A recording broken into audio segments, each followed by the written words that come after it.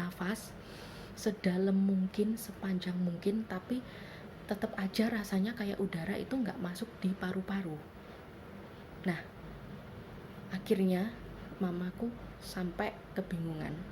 Bingungnya kenapa? Jadi mamaku tuh sampai gendong, jadi posisinya itu setengah gendong, setengah kayak menimang gitu.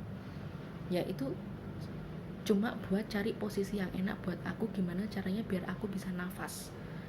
Beda kalau pilek biasa, misalnya pilek biasa hidung mampet yang kiri, tidur miring ke kanan, posisi bantal agak ditinggikan, mungkin udah langsung lega. Tapi ini nggak bisa kayak gitu. Dan itu hampir setiap hari kayak gitu. Dan pengobatannya cukup lama, setahun. Setahun pun itu masih harus ditambah 6 bulan lagi. Nah, waktu habis 1,5 tahun itu selesai, akhirnya aku dengar sesuatu yang melegakan dari dokter. Jadi dokternya itu kan orang Jogja ya, orang Jawa. Dokternya itu bilang saya sangat, saya itu artinya bagus, sangat itu sangat. Jadi sangat bagus. Waktu itu setelah pengobatan 1,5 tahun, kondisi paru-paruku dinyatakan bagus banget dan aku sembuh. Nah, aku bersyukur banget waktu itu aku sembuh.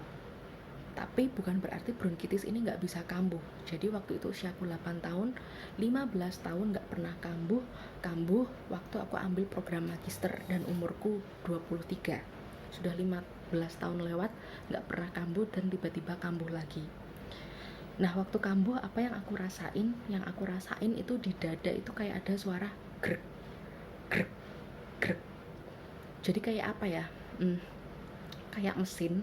Teman-teman pasti tahu kan ya, mesin, suara mesin yang normal sama suara mesin yang ada kerusakan di dalamnya.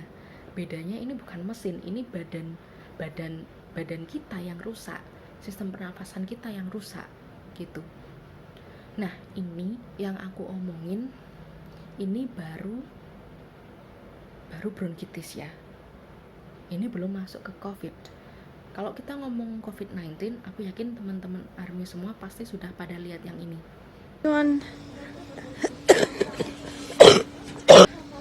I'm actually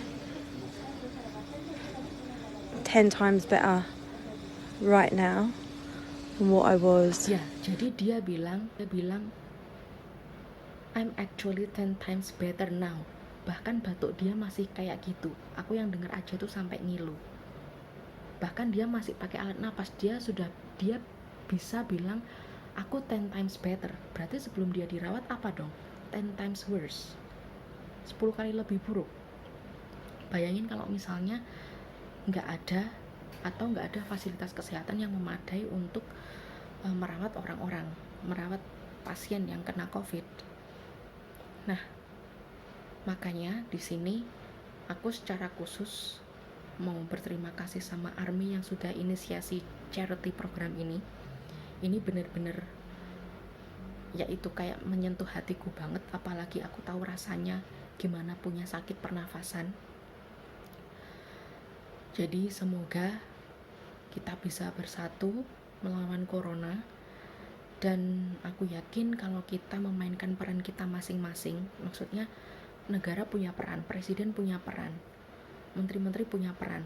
Sementara peran kita apa? Peran kita itu ya nurut sama himbauan untuk social distancing, karena dengan gitu kita bisa menyelamatkan nyawa kita sendiri dan juga nyelamatin nyawa banyak orang lain, keluarga kita, teman-teman kita, dan orang banyak di luar sana.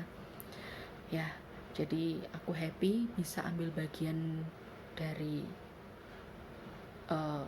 ARMY Project kali ini, dan aku bangga jadi bagian dari ARMY Global. Jadi makasih yang sudah inisiasi project ini. Semoga kita semua diberi keselamatan, kesehatan. Semoga COVID-nya cepat berlalu. Tapi COVID-nya aja yang berlalu. Tapi jangan sampai kasih dan kepedulian kita ikut berlalu. Oke? Jadi sampai di sini ceritaku. Semoga ada hikmah yang bisa dipetik. Kita ketemu lagi di videoku selanjutnya. Annyeong.